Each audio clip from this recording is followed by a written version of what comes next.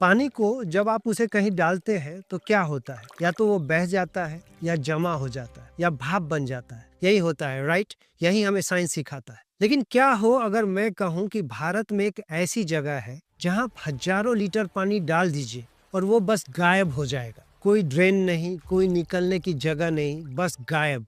और ये तो कुछ भी नहीं है। क्या हो अगर उसी जगह पर हर 60 साल में अपने आप बाढ़ आती हो और कुछ ही मिनट बाद वो पानी भी वैसे ही गायब हो जाता हो। ये कोई कहानी नहीं, ये एक ऐसा रहस्य है जिसे मॉडर्न साइंस आज तक सॉल्व नहीं कर पाया। ये है आंध्र प्रदेश का गुड्डी मल्लम मंदिर। अब जरा सोचिए, जब किसी पुरानी चीज की उम्र पता की जाती है तो हम किस चीज पर भरोसा करते हैं? साइंटिस्ट्स और सरकारी रिकॉर्ड्स पर, है ना? लेकिन क्या हो अगर ऑफिशियल रिकॉर्ड और हजारों साल से चली आ रही स्थानीय मान्यता में 10,000 साल का फर्क हो? ये कोई काल्पनिक सवाल नहीं है, ये आंध्र प्रदेश के गुड्डी मल्लम गांव की सच्चाई है। और ये 10,000 साल का फासला सिर्फ कुछ नंबरों का खेल नहीं है, ये हमारे पूरे इतिहास की समझ को चैलेंज करता है। एक गांव तिरुपति शहर से ज्यादा दूर नहीं है, यहीं पर है परशुरामेश्वर स्वामी मंदिर। बाहर से देखने पर शायद आपको ये एक नॉर्मल मंदिर लगे, लेकिन एएसआई यानी हमारी सरकार का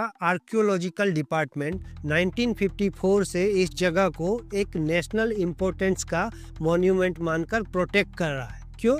क्योंकि इसके गर्भगृह में जो शिवलिंग है वो एक अनसुलझा रहस्य है। यह शिवलिंग लगभग 5.5 फीट ऊंचा है और इसके पत्थर पर सामने की तरफ भगवान शिव की पूरी मूर्ति उकेरी हुई है। शिव यहाँ एक शिकारी के अवतार में है, एक हाथ में कमंडल, दूसरे में एक भेड़ और कंधे पर एक कुल्हाड़ी। लेकिन सबसे हैरान करने वाली डिटेल ये है कि शिव एक बौने आदमी के कंधों पर खड़े हैं। इस बौने को सनातन परंपरा में अपसमार पुरुष यानी अज्ञान का प्रतीक माना जाता है और शिव को उसके ऊपर खड़ा होना ज्ञान की अज्ञान पर जीत दिखाता है। लेकिन 1911 में जब इतिहासकार ए गोपीनाथ राव ने इसे स्टडी किया तो उन्होंने लिखा कि ये बौना हारा हुआ नहीं बल्कि खुश और मुस्कुराता हुआ दिख रहा है। मतलब एक ही मूर्ति और उसके 100 अलग अलग मतलब। ये सिर्फ शिव नहीं है, ये त्रिदेव का रूप है। ब्रह्मा विष्णु महेश सब एक ही पत्थर में। और इसकी बनावट में भी गहरा रहस्य है। इसका बीच का हिस्सा यानी शाफ्ट 7 नहीं बल्कि 8 भुजाओं वाला है।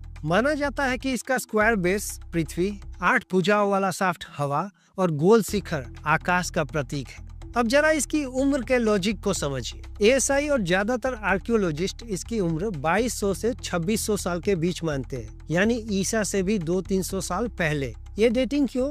क्योंकि 1973 में जब यहाँ खुदाई हुई तो मंदिर की नींव के पास